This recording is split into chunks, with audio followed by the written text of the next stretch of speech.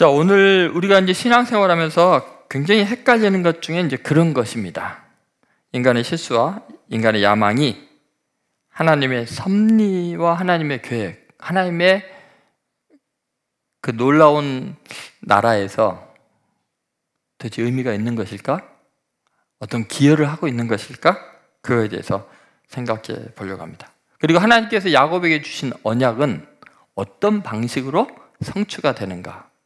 그 하나님의 언약이 성취되는 과정에서 우리의 실수와 아픔, 인간관계의 상처들은 어떻게 하나님께 쓰임을 받는가? 그거에 대해서 말씀을 나누려고 합니다. 자, 첫 번째 우리가 생각할 거, 우리의 생각을 바꿔야 될 것 중에 중요한 것은 뭐냐면 이분법적 인생관을 극복하라입니다. 한번 따라해보세요. 이분법적 인생관을 극복하라. 여러분, 하나님께서 만든 그 세상의 원리를 보면요, 저는 정말 신기합니다. 연꽃, 진흙탕에서 피어요. 근데 그 피어오른 꽃은 흙 하나 안 묻어 있죠. 너무너무 투명하고 아름답죠. 진흙탕 속에서, 흙탕물 속에서 핀 꽃이죠. 여러분, 신기하게 곡식이 잘 자라는 것은 거름을 잘 줘야 돼요. 거름이 뭐예요?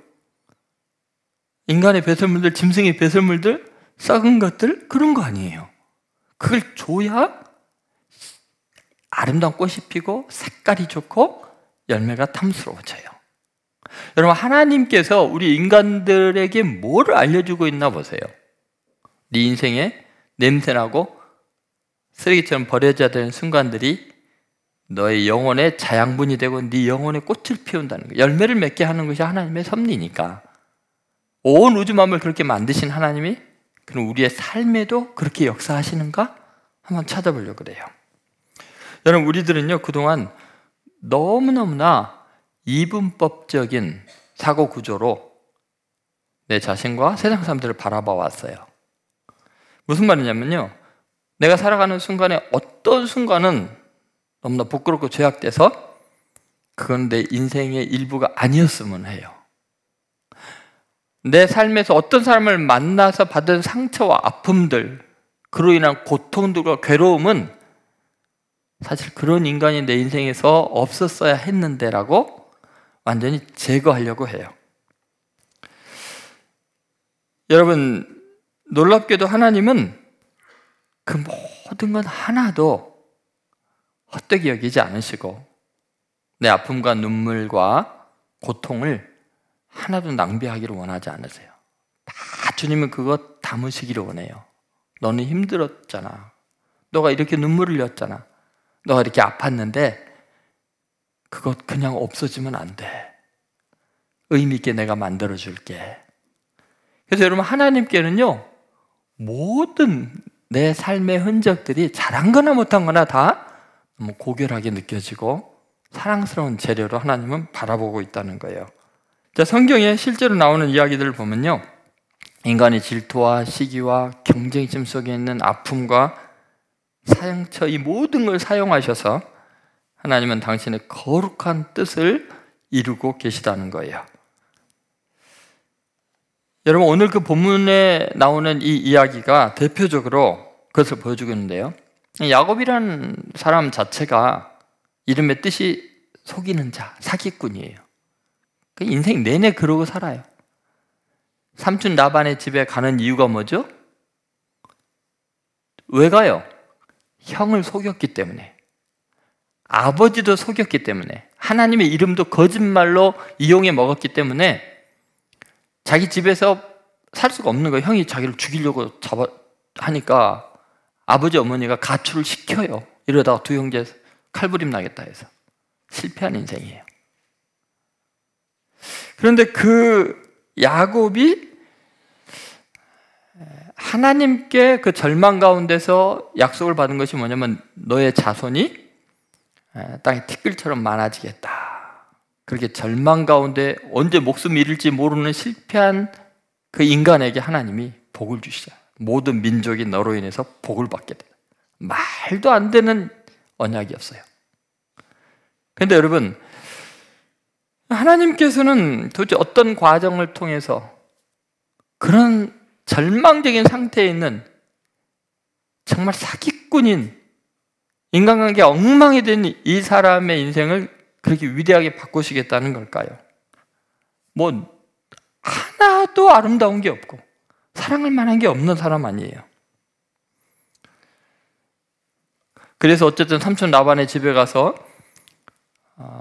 그 두 딸 레아와 라헬과 결혼하게 되고, 물론 결혼도 사기당해서 결혼하죠. 처음에 라헬을 좋아해서 7년 동안 노예살이를 하고 첫날 밤을 지내고 눈을 떴는데 레아인 거예요. 레아. 지금 같은 전기가 없으니까 아마 이제 그런 일이 일어났겠죠. 티미하게 못생겨서 절대로 시집갈 희망이 없는 큰 딸을 먼저 시집 보내려고 사기 결혼을 시킨 거예요. 기가 막힐 일이죠. 7년을 노예살이 했는데 결과가 그래요. 어쨌든 그렇게 이루어진 가정, 그 둘째 딸도 그럼 7년 더 노예살이 하는 조건을 하고 7일만 일해주면 또 주겠다고 해서, 그래서 이제 부인이 2명이 됐어요. 이게 엉망진창이죠. 그런데 그 부인들이요, 서로 남편의 사랑을 받겠다고 온갖 다툼과 싸움이 가득해요. 나중에 자기 몸종들까지 애를 더 많이 자기 이름으로 낳게 하려고 첩으로 줘요. 이게 도대체 믿음의 조상 야곱의 가정의 모습이 이 모양이에요. 여러분, 하나님이 택한 백성 아니에요?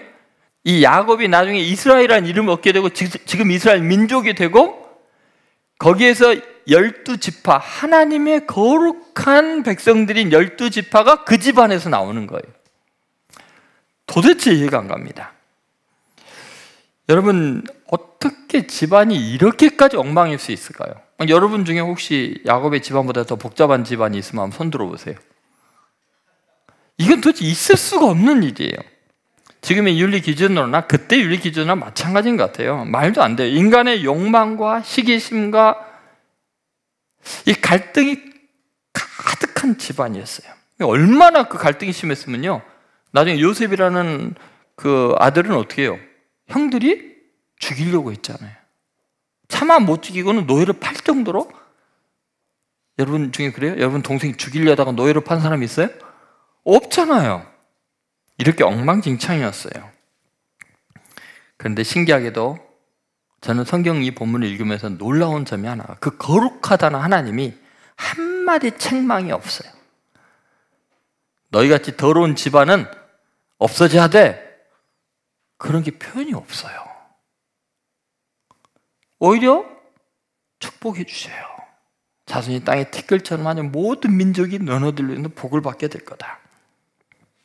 놀랍게 이렇게 해서 생겨난 12명의 아들이 이스라엘의 12지파가 되고 이스라엘 민족을 형성하고, 나중에 요한계시록 성경의 끝에 보면 하나님의 나라가 임할 때 그 하나님의 나라의 굉장히 중요한 상징이 이 새 이스라엘, 예루살렘이고, 바로 12지파의 이름이 그대로 유지가 돼요. 마지막 세상이 완성되는 날까지 이 12지파, 12명의 아들의 이름이 나오고 있다는 거예요. 그래서 우리는 때로 인간관계 속에서 용서할 수 없는 사람들이 있었고 잊어버리고 싶은 순간이 있었지만, 하나님은 그것을 아름다운 추억으로 바꾸시고 그것을 통해서 우리 인생에 놀라운 열매를 맺게 하실 거예요. 그러니까 여러분, 절대로 이분법적으로 여러분의 생애를 몇 토막 내지 마세요. 다 괜찮아요. 다 하나님께서 잘 되게 하실 거예요. 하나님께 의미 있는 인생인 것을 잊지 마시고 여러분의 아픈 순간도 사랑하시기 바랍니다. 귀히 여기시기를 주의 이름으로 소망합니다. 자, 두 번째는 상처를 영적 사건으로 바꾸신다입니다. 한번 따라해보세요. 상처를 영적 사건으로 바꾸신다. 여러분, 우리가 받은 인간관계의 상처는 깊은 성숙으로 우리를 이끌어갑니다. 그것도 인간관계 속에서, 사회 속에서 받았던 상처가 하나님과의 관계로 새로운 차원으로 우리의 인생을 이끌어가는 하나님의 능력이 역사한다는 거예요. 여러분, 우리는 하나님의 은혜를 많이 받고 사는 사람들이에요. 나름대로 다 독특한 은혜들이 있어요. 그런데 하나님께서 은혜만 주시는 게 아니라 우리에게 상처될 사건도, 상처될 상황도 한두 가지는 허락하셔요. 에덴의 동산을 창설하시고 각종 나무의 실과를 다 만들어 두시고 마음대로 먹으라 하셨지만 마음대로 먹으라만 한 게 아니라 뭐예요? 한 가지 정도는 뭐예요? 먹지 말라 하는 게 있어요. 여러분, 오늘 본문에 나오는 레아라는 그 여인을 한번 생각해 보세요. 그녀는 너무 못생겼어요. 얼마나 못생겼는지 아버지가 생각할 때 절대로 쟤는 시집 못 갈 거라고 생각해서 여동생이 시집갈 그날에 여동생 대신 신부를 바꿔서 넣어놓은 거예요. 여러분, 이 레아는요, 그렇게 자기 자신에 대한 자신감이 없고 누구도 사랑해주지 않고 멸시받는, 그리고 어쩌면 잊혀진 존재였어요. 그런데 놀랍게도 하나님은 그녀에게 건강의 은혜를 허락하셨어요. 고대의 가장 중요한 아기를 낳는 그 문제에 있어서는 레아를 따라갈 사람이 없었어요. 그래서 남편에게 자기는 자식을 낳아줄 수 있는 여인으로서 자신의 존재감을 가질 수 있다고 생각했지만 그걸로도 결코 남편의 사랑을 얻을 수가 없었어요. 근데 그녀의 동생인 라헬은 너무 아름다운 여인이었어요. 그녀는 남편의 사랑을 독차지했어요. 그런데 신기하게도 그녀는 아기가 생기지 않는 거예요. 하나님이 아기 낳는 것을 금하셨어요. 여러분, 늘 성경에는요, 어떤 한두 사람에게 모든 것을 다 주시는 예가 없어요. 남들이 보기에는 다 부러워하는데 인간은 누구나 다 하나님의 금한, 부족한 또 상처가 있어요. 왜 하나님은 우리에게 그걸 금하셨을까? 왜 내 마음에 상처를 간직하게 살게 하셨을까? 왜 우리 인생은 해결되지 않는, 아무리 발버둥을 쳐도 도저히 벗어날 수 없는 아픔이 있는 걸까? 그 이유가 있어요. 왜냐하면 그 상처를 통해서 하나님께서 우리에게 주시는 남다른, 전혀 차원이 다른 복이 있기 때문이에요. 그것은 뭐냐면 우리 일상에서 얻은 육체적인 고통이 도저히 상식적으로나 또 일반적인 생각으로는 찾아갈 수 없는 영적인 하나님의 나라를 누리게 해주고 깨닫게 해주고 하나님을 경험하게 해주기 때문에 그래요. 그래서 우리가 받는 피할 수 없는 상처는 계시의 통로예요. 영적인 세계가 열리는 길이에요. 그래서 모든 인간은요, 반드시 한계 상황이 있어요.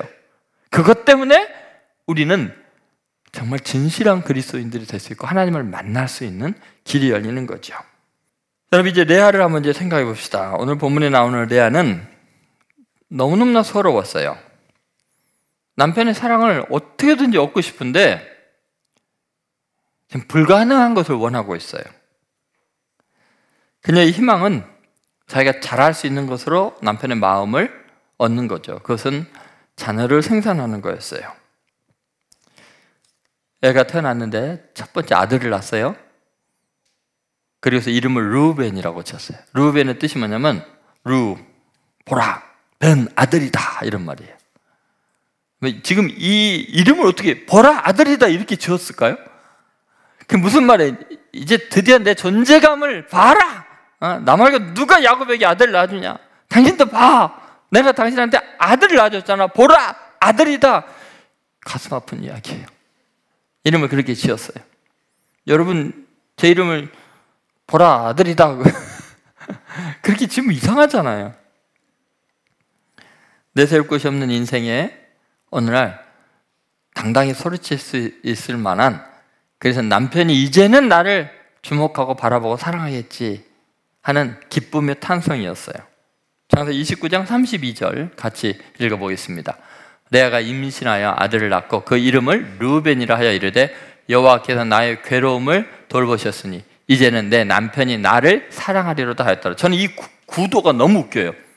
여호와께서 나의 괴로움을 돌아보셨으니 이제는 내가 하나님께 감사하리로다. 하나님을 사랑하려다 그래야 되는데 나의 괴로움을 돌보는 건 하나님인데 레아의 마음은 누구에게 있어요? 남편의 사랑을 기대하고 있어요. 하나님은 뭐예요 그러면? 여러분, 내 괴로움을 돌아보시는 분은 하나님이지 남편이 아니에요. 그렇게 서러운데도 그래서 아들 낳아주면은 기뻐할 줄 아는데 천만의 말씀이에요. 여전히 야곱은 누구를 사랑해요? 라헬을 사랑해요. 그래서 둘째를 낳게 되는데 그 시므온이라고 이름을 줘요. 근데 시므온이라는 이름이 너무 슬퍼요. 왜냐하면 들으심이에요. 뭘 들으셨다는, 하나님이 뭘 들었다는 걸까요? 루벤을 낳았으면 이제 야곱이 자기를 사랑해야 되는 거 아니에요? 그렇지가 않아요. 레아는 여인으로서 남편의 사랑을 또 포기를 못합니다. 그리고 또 아들을 낳습니다. 또 헛된 꿈을 꿔요. 그 이름이 뭐예요? 레위예요. 레위의 뜻은 연합이에요. 아니, 앞에서 2번 그렇게 당했으면 포기해야 되는데 이제는 남편이 나와 연합하리로다 그러네요. 대단한 업적을 이루어도 그렇게 연합되는 게 아니에요. 너무 결과가 참담해요. 자기의 노력과 업적으로는 결코 사람의 마음을 돌이킬 수 없고 사랑을 생성할 수 없다는 것을 결국은 깨닫고야 맙니다. 얼마나 레아가 힘들었을까요? 그런데 레아가 한 가지 깨달은 사실이 있었어요. 레위를 낳고 나서 남편이 자기와 연합을 안 해요. 그때 깨달은 게 있었어요. 내가 하나님을 잊고 있었구나. 하나님을 이용만 했구나. 하나님의 사랑을 받고 하나님의 복을 받아서 그걸로 하나님을 기쁘게 하는 반응을 하는 게 아니라 여전히 나를 슬프게 하고 내게 마음을 주지 않는 야곱에게만 내가 향해 있었으니 하나님이 얼마나 그동안 마음이 아프셨을까. 근데 신기한 것은 왜 하나님은 내게 계속 복을 주시는 걸까? 나는 하나님을 이용해서 야곱에게 인기를 얻으려고 하는데, 사랑을 얻으려고 하는데 왜 하나님은 포기하지 않으시고 나에게 끊임없이 조건 없이 은혜를 베푸실까? 그걸 깨달은 거예요. 인간은 나에게 상처만 주는데 하나님은 나에게 사랑만 주시네. 내가 왜 이 하나님을 소홀히 여기고 내가 결코 돌이킬 수 없는 야곱에게만 향하다가 내가 상처만 받았을까? 내가 이제는 사람에게 마음을 두지 않으리라. 이제는 하나님을 내가 찬양하리라. 날 사랑하시는 한결같은 하나님, 그 하나님이라면 내가 이제는 의지하고 그분만 믿으리라 결단하게 되죠. 그래서 태어난 아기가 유다예요. 자, 한번 창세기 29장 35절 같이 읽겠습니다. 그가 또 임신하여 아들을 낳고 이르되 내가 이제는 여호와를 찬송하리로다 하고 이로 말미암아 그가 그의 이름을 유다라 하였고 그의 출산이 멈추었더라. 여러분 보세요. 남편에게 계속 받은 상처 때문에 내가 이제는 요 순간이 오는 거예요. 그동안 어떻게 살아왔다는 거예요. 세상에 너무 마음을 빼앗겼는데 계속 세상에서 받는 건 상처뿐이었어요. 내가 이제는 하나님을 찬송하리로다.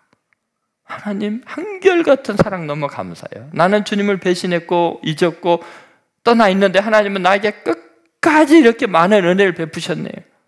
아름다운 가정을 이루게 하시고 직장도 얻게 하여 주시고 나는 계속 하나님을 떠나가는데 하나님은 나에게 계속 은혜를 베푸시네요. 여러분, 하나님께서요 이 순간을 얼마나 기다리시면서 눈물로 복을 내리셨을까요? 레아의 마음이 하나님을 전혀 향하지 않는데 하나님은 계속 레아를 사랑하시고 귀히 여겨주셨을 때 어느 날 레아가 그걸 번뜩 깨닫고 내가 이제는 하나님을 의식하고 하나님을 찬송하리로다 했을 때 그 하나님의 마음이 얼마나 먹먹해졌을까요? 얼마나 눈물이 핑 돌았을까요? 그래서 하나님이요 그 순간을 그렇게 표현해요. 그의 출산이 멈췄더라. 하나님께서 지금 가슴이 먹먹하신가 봐요. 멈췄어요. 그리고 이 순간을 하나님은 영원히 간직하세요. 인간에게서 의지할 것이 있고 세상에 바랄 것이 있는 사람은요 절대로 하나님 나라 바라보지 않습니다. 어느 날 모든 것을 다 내려놓을 수밖에 없는 상처가 깊은 자리에서야 영안이 열리게 돼요. 그러므로 상처도 사랑하셔요. 그것도 큰 선물인 줄로 믿습니다. 마지막 세 번째, 영적 도약으로 구원의 역사를 이루신다입니다. 한번 따라서 영적 도약으로 구원의 역사를 이루신다. 여러분은 하나님께서 레아가 내가 이제는 하나님을 찬송하리로다 하고 그 영적인 딱 깨달아지는 순간, 하나님을 찾는 그 순간, 하나님을 찬양하는 그 순간은 하나님은 그 고백, 그 순간을 영원한 가치로 역사의 굴곡마다 드러내기를 원하시고요. 영원히 기념이 되게 하기를 원하시고 영원한 기념비를 세우시는 거예요. 여러분, 얼마나 하나님이 이걸 귀하게 여기냐면 전 인류에게요, 이스라엘 민족에게요, 이 레아의 이 하나님을 찬송하리로다 유다라는 이름을 영원히 새겨 넣습니다. 그걸 통해서 전 인류를 구원하는 놀라운 역사를 이루십니다. 하나님을 찬양하고 하나님을 바라보는 그 레아의 그 순간이, 하나님은 인류 역사에서 가장 깊이 있게 관여하시면서 친히 구원의 역사를 이루시는 통로로 그 레아의 고백, 그 사랑을 사용하시는 거죠. 왜 그러냐면요, 지금 레아가 낳은 이 유다, 그 유다를 통해서 이스라엘의 위대한 왕인 다윗이 태어나게 해요. 다윗 왕이 태어나는 유다의 족속 중에 태어나요. 그리고 그 다윗의 후손을 통해서 인류를 구원하는 예수 그리스도, 다윗의 자손 예수 그리스도가 유다 민족의 혈통으로 태어나게 하시는 거예요. 여러분, 이게 뭘 의미할까요? 여러분, 하나님께서는 내가 인간에게 상처를 받고 비로소 하나님을 찬양하고 하나님을 만나게 되는 신앙의 그 놀라운 그 부흥의 그 순간, 감동의 그 순간을 영원히 하나님께서 가치 있게 만드는 거예요. 그걸 통해서 위대한 민족을 이루고 위대한 왕이 태어나게 하고 구원의 역사를 이루는 거죠. 인간에게 받은 상처가 하나님 나라 구원의 역사의 엄청난 능력과 도구로 바뀌고 있는 순간이죠. 예수 그리스도가 여러분의 인생의 별이에요. 여러분이 상처를 통해서 만날 수 있는 분이 바로 나의 왕이신 예수 그리스도예요. 그러니까 여러분, 이제는 여러분의 사람에 대한 기대감이 무너지고 실망할 때 그 상처 중에 하나님의 또 다른 복이 있다는 걸 믿으시기 바랍니다. 상처에 함몰되지 말고 승화시키세요. 그것을 하나님의 놀라운 다스리심과 하나님의 영원한 기념비로 바꾸실 줄로 믿으시기 바랍니다. 아무리 인생이 나를 낙심케 해도 이제는 내가 열망하던 것들이 결코 이루어지지 않는 한계를 경험해도 오히려 그것 때문에 우리는 하나님께서 영적인 선물을 지금 그것을 통해 주심을 믿으시기 바랍니다. 이제 너무 완벽한 세상을 기대하지 말고요, 너무 완벽한 사랑도 기대하지 마세요. 하나님께서 여러분의 부족함과 상처를 통해서 큰 복을 주실 줄 믿고 인생의 역경과 고난과 상실감을 경험할 때마다 오늘 이 레아를 생각하시면서 오히려 이제는 내가 하나님을 찬송하리도 하면서 승리하는 복된 인생들 되시기를 주의 이름으로 소망합니다.